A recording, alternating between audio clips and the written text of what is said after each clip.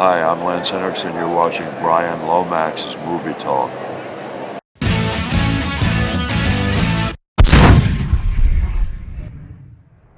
Hello and welcome to Bryan Lomax Movie Talk.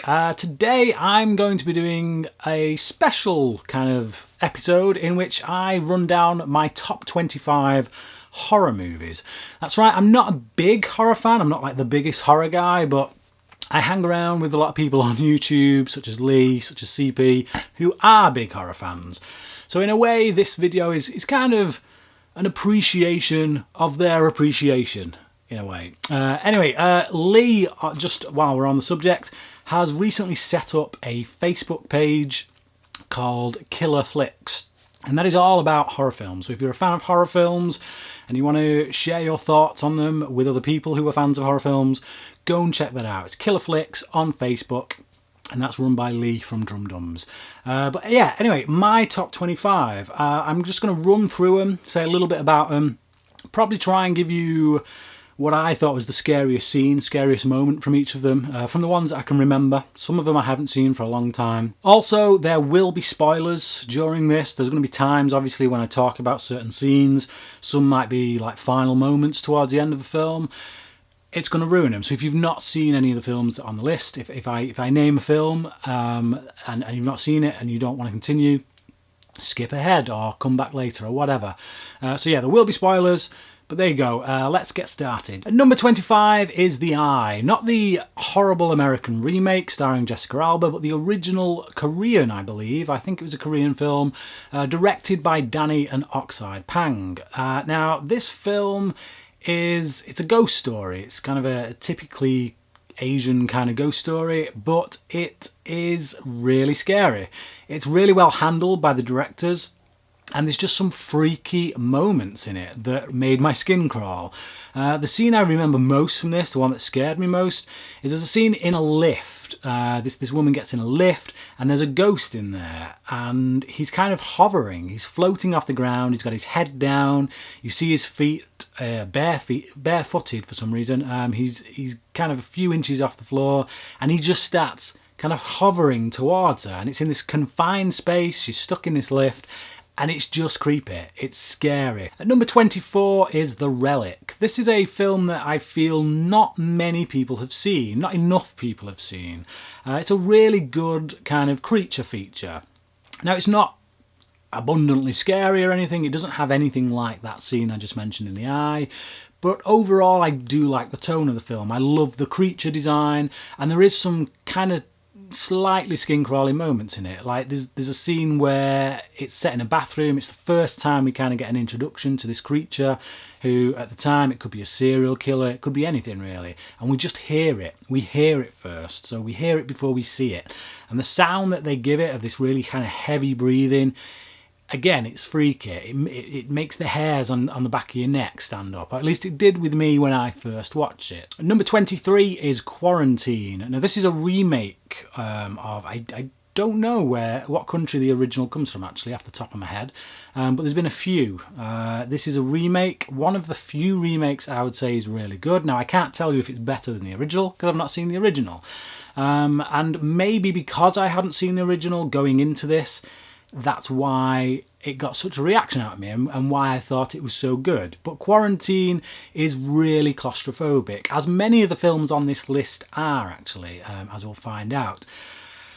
But there's a final scene towards the end of the film where this woman is trapped inside this attic with this zombie, this whatever it is, this infected person, and it's just... I hate claustrophobic things, and especially when you know that this woman is not getting out. It's just, how could she? There's no way she's getting out of this alive. That just felt really tense, really got like white knuckles out of me because I was clenching hold of the seats in the theatres. And a really scary film, at least I thought so when I watched it. Like I say, check out the original, tell me what you think about the differences between the two, which one you think is better. But for me, I've only seen the one and I thought it was a good, solid horror film. Number 22 is Dracula. This is the Christopher Lee film, the first Christopher Lee Dracula film. Admittedly not that scary by today's standards, probably not scary at all really, but I remember this as a young child because it was one of the first horror films I saw as a young child. I'd imagine it's one of the first horror films that a lot of children have seen, particularly from my generation, because it was the kind of things that, I don't know, for some reason was acceptable for younger ones to watch. But it left an indelible impression. I remember the character of Dracula. He just as a figure of darkness and as this kind of all-powerful, almost kind of terrifying figure, this creature of the night. That stuck with me, that image stuck with me. And a lot of what I came to know about vampires, vampire lore, so to speak, within movies, started for me with Christopher Lee's Dracula. At number 21 is The Descent, a British horror film from the director of Dog Soldiers, Neil Marshall. This is yet another really claustrophobic film in which a bunch of cave diving women all go down, well, into a cave obviously, and then they find they're being hunted and kind of picked off one by one by these creatures. It's just dark. The lighting in it is fantastic, actually. There's no kind of... You never feel like there's any false lighting. You know, and sometimes you look at films and these dark scenes in it, and you look at like where the light's coming from, and you're like, where's that light coming from? Like, films set in forests, for example, tend to be the biggest guilty party of this, where literally they have moonlight and yet you can see everything, and it's a really unnatural kind of amount of lighting given off from the moon. But in this film, the lighting feels natural. So you have torches on top of their helmets, and that's literally kind of the only light source, and it's lit appropriately, I think, and that really plays into the terror and the dread that it builds throughout the film, because it adds to the claustrophobia. You don't know what's coming out of the shadows. The ending is really dour, but that is also kind of the most memorable scene. It's the scariest scene, I think, because you're given hope. This woman gets out at the end, she flees, she runs away, and it all turns out to be a dream. And when she's back there in the cave, your heart just sinks because you know what she's gotten out of, and it's actually all revealed to be a lie. She's not gotten out of it at all. She's still down there, and it's a downer. It's a downer at the end of the film. So it's a very memorable scene, very claustrophobic, tense scene that just, sends you on your way packing, I guess. Number 20 is Tim Burton's Sleepy Hollow. It's very much inspired by the Hammer films like Dracula that I just mentioned, but it looks absolutely gorgeous. The production design on it is fantastic, and it's very funny as well, I think. There's a lot of humorous moments throughout. It's something more of a horror comedy or comedy horror. But there is one scene in it that, when I saw it in cinemas, it did make me jump out of my skin. Now, I'm not really one who goes in for the jump scares all that much. I prefer stuff that really gets under your skin, stuff that's genuinely scary, because jump scares, you tend to see them, and if you see it again, it's done its job. It won't get you the second time around because you know it's coming. But this one's actually got me a couple of times. When I've gone back to it, I've seen it, I think I forgot it was coming, to be honest, the second time I watched it, and it got me again. Which is the scene where Miranda Richardson's character, the witch, just suddenly, she reveals herself as a witch, and you're not expecting it at all, and that really made me jump, and her face goes all a bit craggly and a bit weird. So yeah, it's kind of creepy, a bit scary, but overall I just like the film. It's a solid kind of action comedy horror. Number 19 is Manhunter. Now, this is the first film in the Lecter series, although not starring Anthony Hopkins as Hannibal Lecter. I have recently reviewed this on my channel because I did a whole series of movie night commentaries of all the Hannibal Lecter films with the Movie Night Boys. That's CP, Peter and Lee. So check them out if you want to know my deeper thoughts on these films.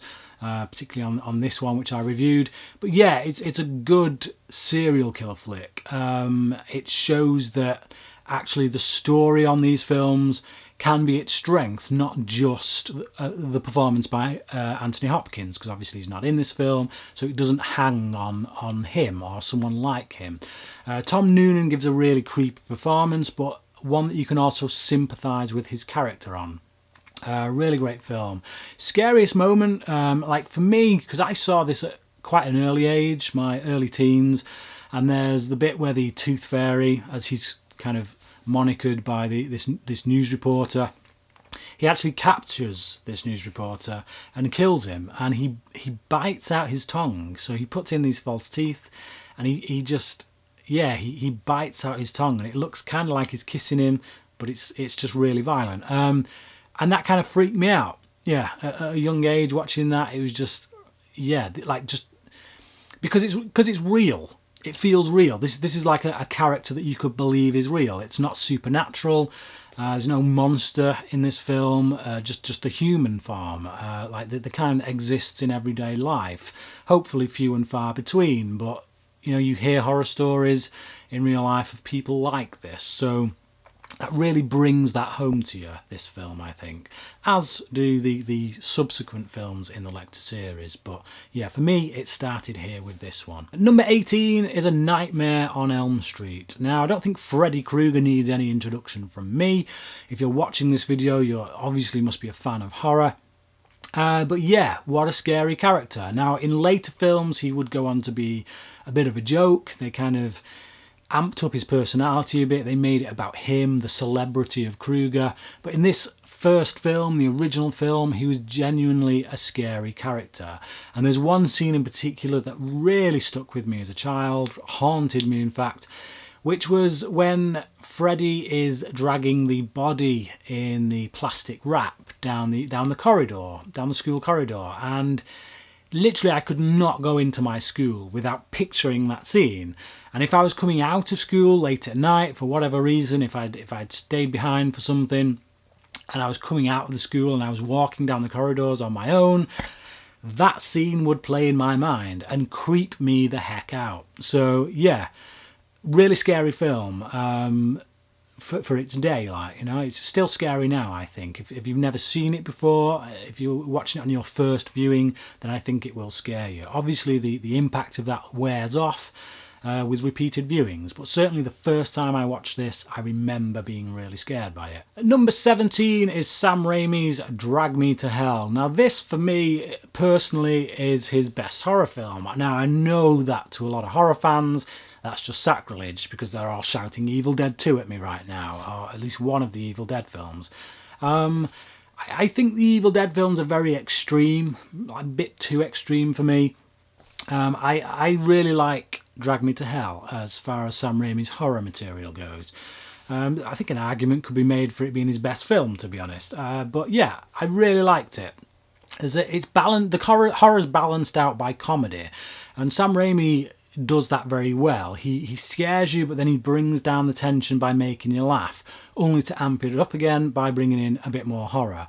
Now, I can't remember exactly which scene scared me most in this, which one freaked me out the most, but I do remember the old gypsy woman freaking me out. There's a scene where she fights the lead character in it, and there's some grim moments in that fight that just make me cringe. So that stuck with me. I seem to recall something involving false teeth. So yeah, really good film, funny as well as scary, and Sam Raimi on top form, so check that out if you haven't already. Sticking with the comedy horror, number 16 is Zombieland. Yeah, really good kind of action-packed zombie film with a lot of humour, but a lot of gruesome, freaky moments. This is one that, again, I wouldn't necessarily say was scary per se, but it definitely qualifies as a horror film because there's a lot of grim stuff in it, as you would expect from a zombie film. But given the amount of humour that's in here, given the characters played by Jesse Eisenberg and Woody Harrelson, it's really hard to be too scared by it because you're too busy laughing most of the time. Number 15 is Halloween, John Carpenter's classic that really revitalised the slasher genre. There really wasn't much before this in the way of a slasher genre. You had Texas Chainsaw Massacre, and if you want to go back a little bit further, you had Psycho, which kind of really started it all. It's just it took a while for the ball to get rolling, and it was really John Carpenter that took that ball and got it rolling with this film, Halloween. And what I love about this film is that it's bloodless. Now, I saw this as a young boy. I think I saw it when I was about 8 years old, and it really scared me.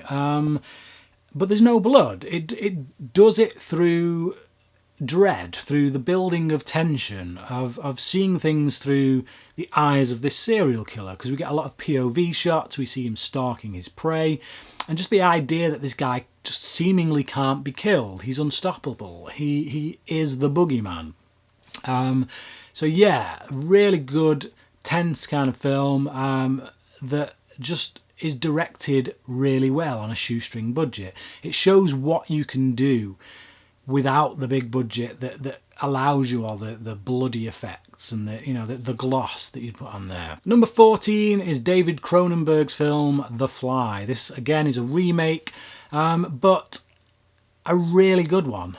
Easily better than the original. It's not hard because the original was from way back when. It's a black and white film with dodgy special effects. It was the very definition of a B movie.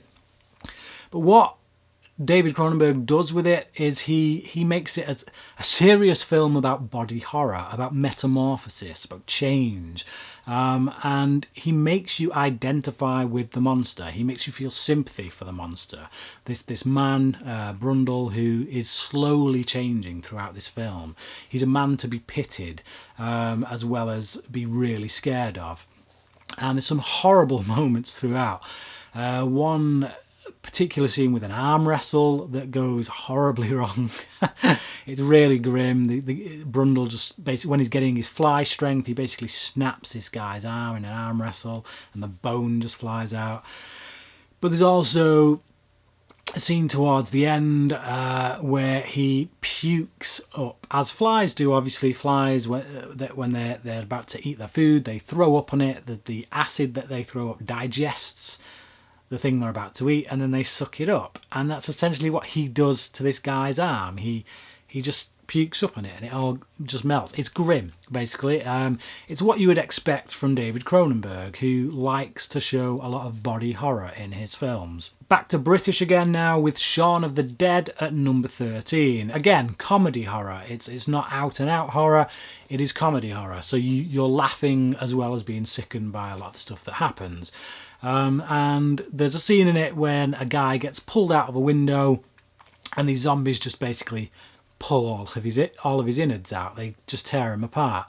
Again, it's I wouldn't say it was a scary film in the sense that many of the films on this list are, because there's just too much comedy in it.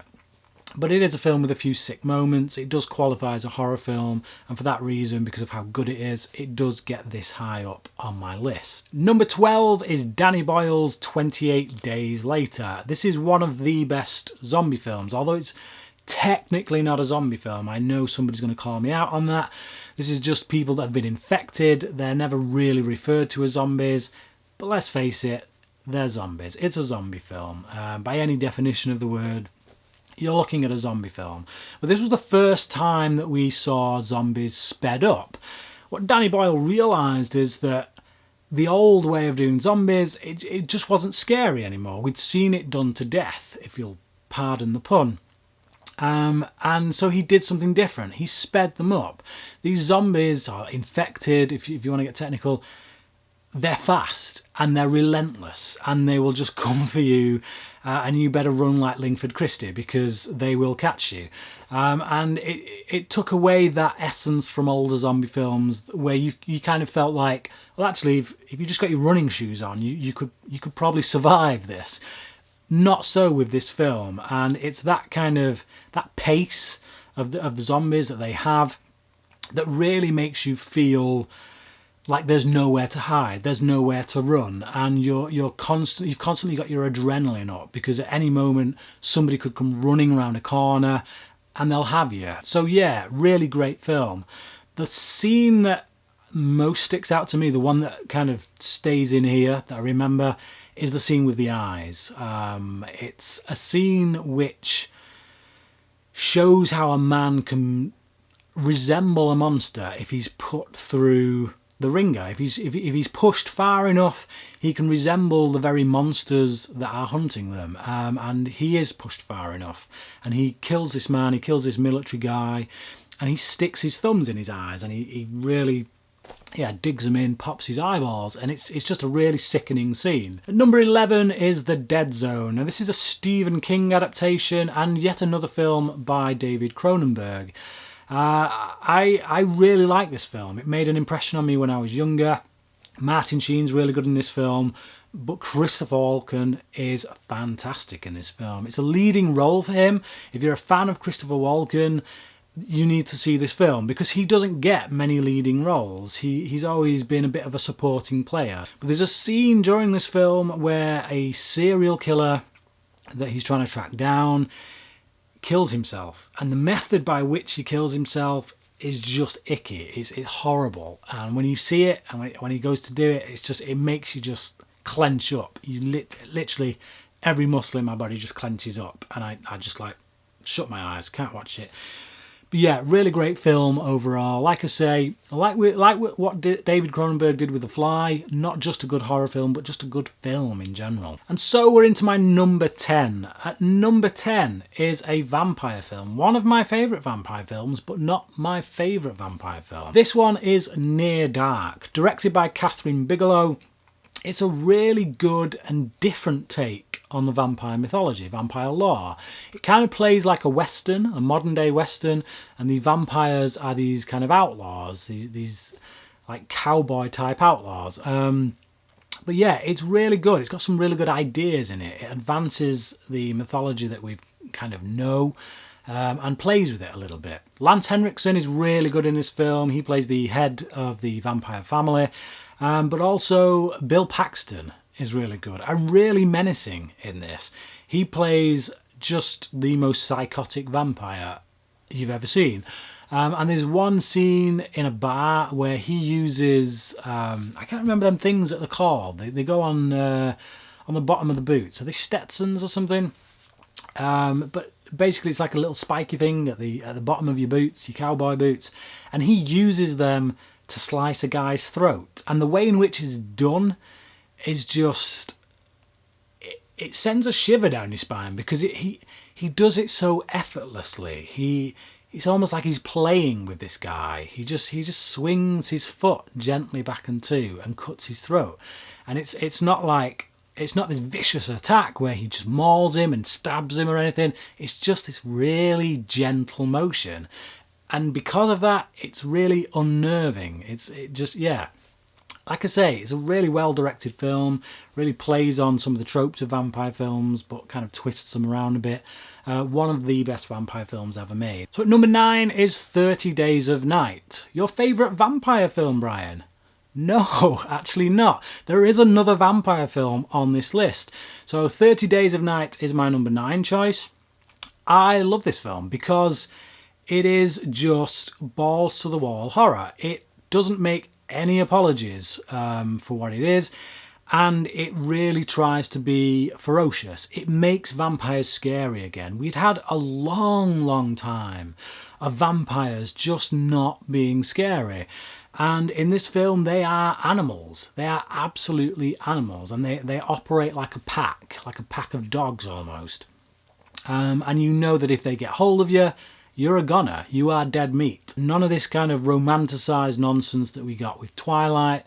These are vampires the way I want to see vampires. And yeah, really great vampire film. So check that out. Funnily enough, it is directed by David Slade, who did go on to direct a Twilight film. I think they probably pulled him in for Twilight because of this film. As it happens, he did direct the best of the Twilight films, though admittedly, that is not saying much at all. At number 8 is Scream, the Wes Craven film that is written by Kevin Williamson. Now this is the film that really in a way got me into a horror phase during the late 90s and early noughties. During that period I did have a big kind of bout with horror. I was watching a lot of slasher films.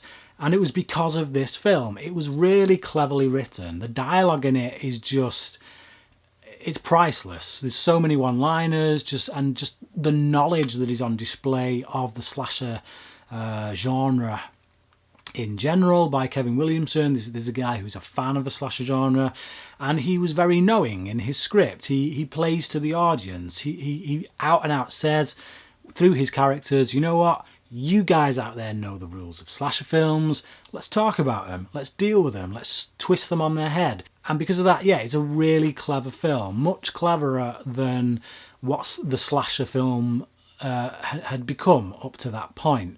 So yeah, once again, Wes Craven reinventing the slasher genre as he did previously with A Nightmare on Elm Street. This for me is the better film. It's the one that stuck with me, like I say. It's the one that kind of shaped my viewing habits for a long period of time. And I still think it's a classic. I still think that it holds up. I think the scariest scene, most obviously, is that opening kill with Drew Barrymore. Because it is so unexpected. She was on the poster. She was the biggest name in the cast. So she's the one you're expecting to follow on this journey. She's the protagonist. She's the one we're going to be following throughout this film. Nope, she's gone. First scene, brutally killed, really horrible. And when you hear her dying last breaths, and the parents can hear that on the phone, it's really sickening. It's really gut-wrenching. Again, no pun intended. Just because, yeah, they can't do anything to save her. You know she's a goner, and it's just like it really pulls at the heartstrings, I think, in many ways. It's a really emotionally tense scene because you feel for this woman, you feel for this victim, and often in slasher films you don't feel for the victims. You literally want them to die. You're ticking them off the list. You're like, oh, come on, kill that guy, kill that woman. They're there to die. You don't have any emotional investment in them as characters.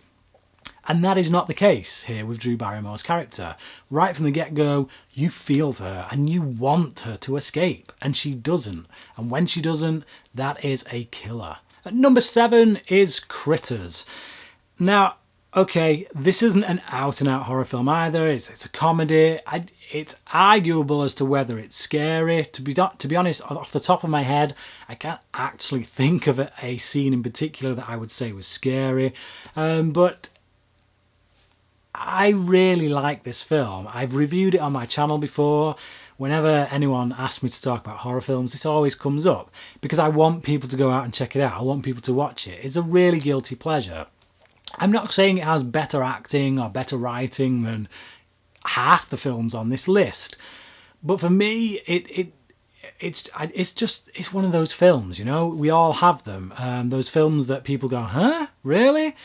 I watched this film nearly every day when I got home from school. I had it on a video recording and I'd just watch it. I'd come home from school, I'd bang it into the VCR and I'd just watch it, and I just loved it. I enjoyed it. I got a real kick out of it, and I still do. So yeah, it's a horror film. It's not that scary, but it is a good horror film. It's funny in parts, it's got some good action in it. So I just urge you to go and check it out. So at number 6 is finally my favourite vampire film, and it's Let the Right One In. Not the remake, Let Me In, the American version, which I just thought was absolutely pointless. I got about half an hour into that and turned it off because I just couldn't see the point. But the original, the Swedish, if I'm not mistaken, someone can correct me if I'm wrong on that. I think it's Swedish, I think I'm wrong. But yeah, really, really great film. The atmosphere in this film is just really palpable, but it's a good story as well.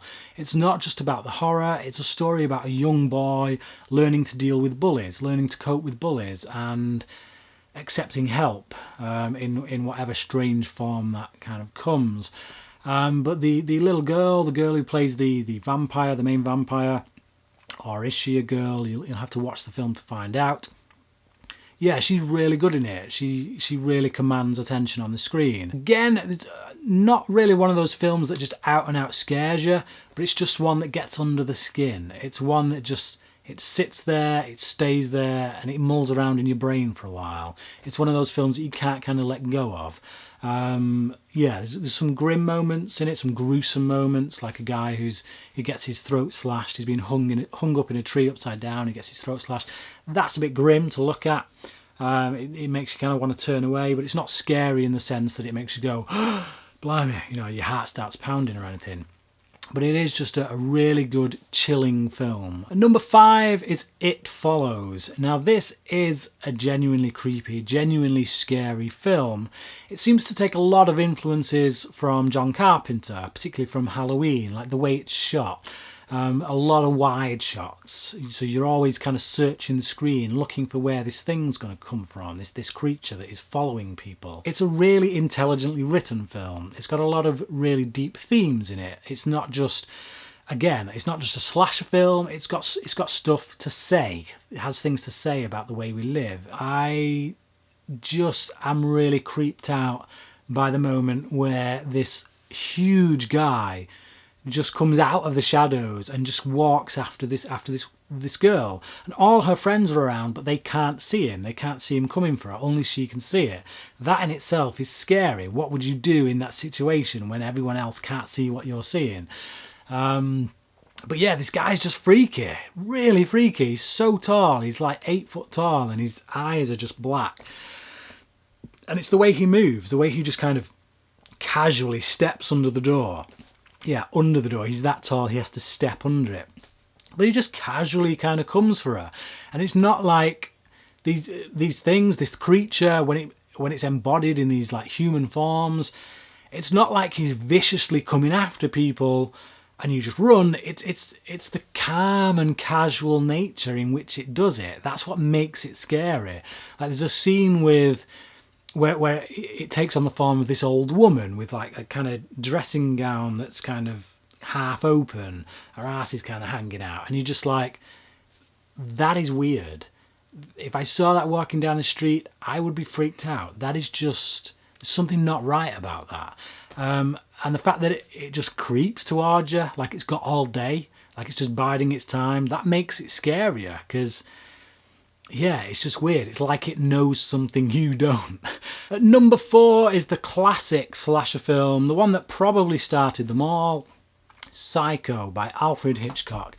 This to me is not only one of the best horror films, it's Alfred Hitchcock's best film, I think. It's one of the first horror films I ever saw, and seeing Norman Bates at the end of the film dressed as his mum really freaked me out, really messed with my head. And just the idea of a split personality. I didn't know anything about a split personality. I didn't even know that was a thing. And then I watched Psycho and it's like, what's going on here? And you know, and I think my parents had to explain that to me. And like just suddenly the realization that actually someone's head could be so cracked that it splits into multiple personalities, that within itself was a scary idea. But yeah, this is another film where they kill off the star within half an hour. So you're following this actress, this character that she's playing. She's the star. She's the protagonist. She's the one we're going to be taken on this journey with. And it's not the case. Again, she's killed in one of the most famous scenes, the shower scene.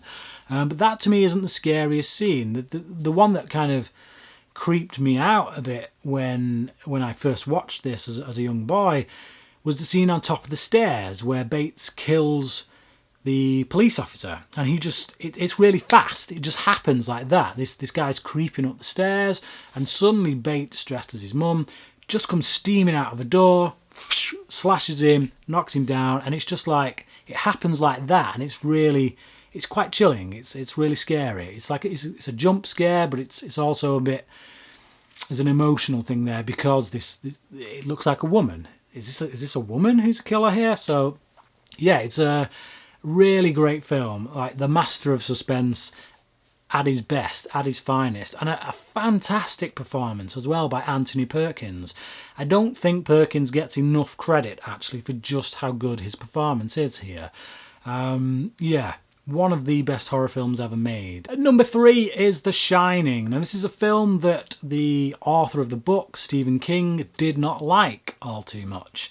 So much so that he went on to make his own version later on, which was no way near as good.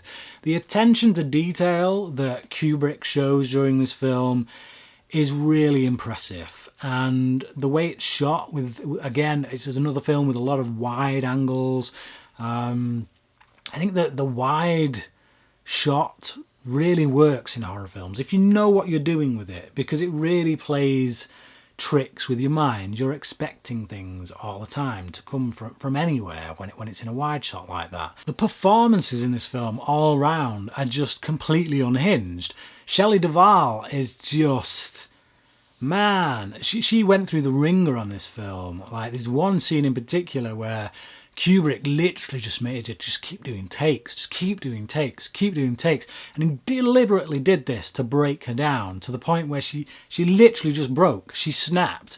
And there's a bit where she just breaks down. She's in tears, and that's genuine. She is not acting in that scene.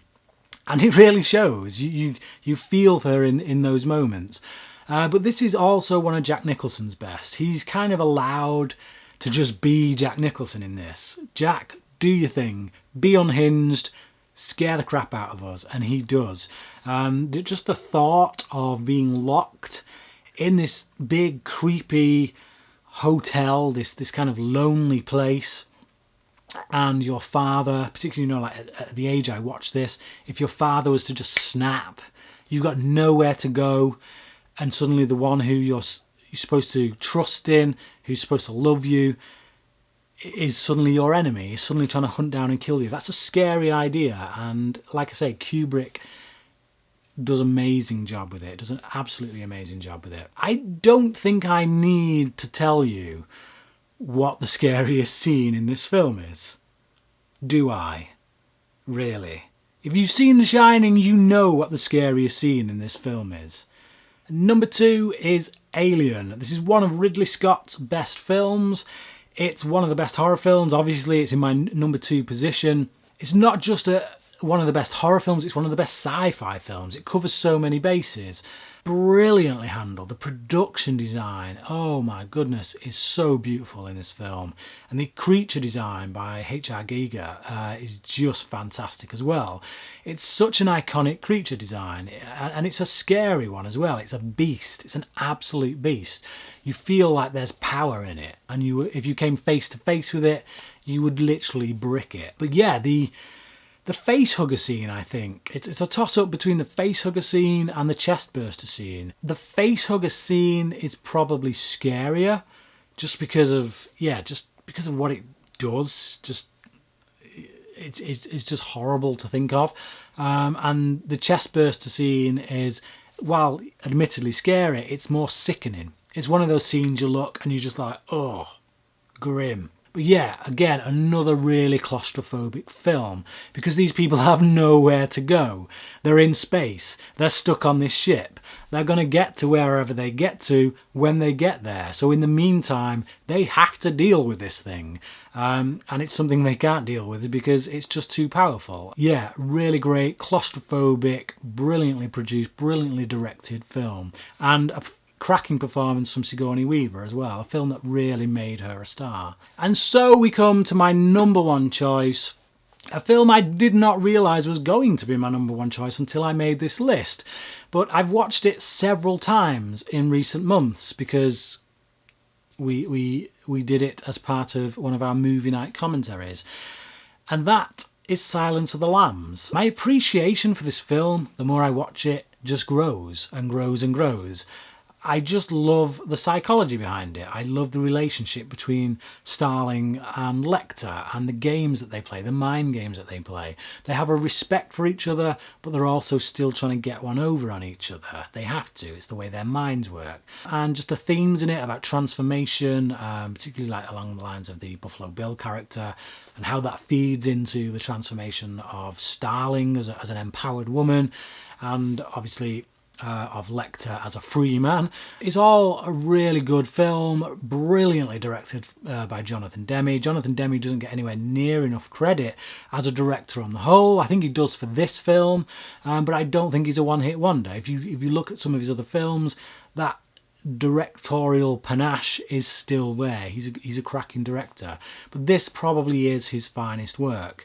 And the way he plays with perspectives with the camera, the way he allows us to look through the eyes of certain characters with the camera by the way he positions it, is really expertly done. It brings you into the character of Clarice Starling, into her world and the way she views things. It's probably regarded more as a thriller to a lot of people, but as we get towards the end of the film, particularly that last act, that final act, we are definitely in the realms of horror by then. Some of the things that Lecter does to people, when he strings that guy up and all his guts are hanging out and he tears the guy's face off and puts it on his own, that is horror. You can't say that's thriller. That is you are definitely in horror territory by that point. Now, Seven is a film that I ummed and ahed about putting on this list. I had a conversation with a few people over on the Facebook page I was telling you about at the beginning of this, Killer Flicks, and I wanted to know, could Seven be regarded as a horror? Is it a thriller or is it horror? And in the end, I did have to go more with thriller. And the reason for that is that you never really see much in Seven. It's all suggested. It's all stuff that's talked about. You see the aftermath of things, but you never see the serial killer doing his work. And that's what turns a film like that from being a thriller into something like Saw, which becomes a horror, where you do see the killer doing his work, where it is about the horror on show. So yeah, Seven didn't make this list. So there's a few other films, that didn't make this list. And again, that's because they fit too much into a different genre, where they're just a thriller, or they are more on the sci-fi side, or more on the action side. Like Aliens, for example, brilliant sequel to Alien. In my mind, a better film. But it's more an action sci-fi, whereas the first film is an out-and-out horror. So I just want to say that just to explain some of my choices and why some films that you might be thinking of didn't quite make this list, beyond me having not just seen them. But anyway, yeah, there you go. There's Silence of the Lambs. Scariest scene in Silence of the Lambs for me, particularly the most tense scene, is probably the scene with Starling down in Buffalo Bill's basement. Just, again, horror really works when it uses claustrophobia. And a lot of the films on this list are at their best when they're really dealing with claustrophobic situations. And that situation that Starling is going through in Silence of the Lambs is just beyond claustrophobic. When you know that he is in there with her and he can see her but she can't, it's just like, the adrenaline's going, you're wondering how she's going to get out of it.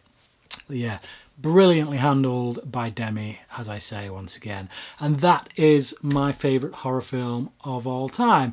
Now, this list is quite fluid. As I watch films again and again, I watch repeats, films move up and down the list. I could do this list in another year's time, another 2 years' time, and it would probably be completely different. But for now, that's how it stands. That is my top 25 horror movies of all time.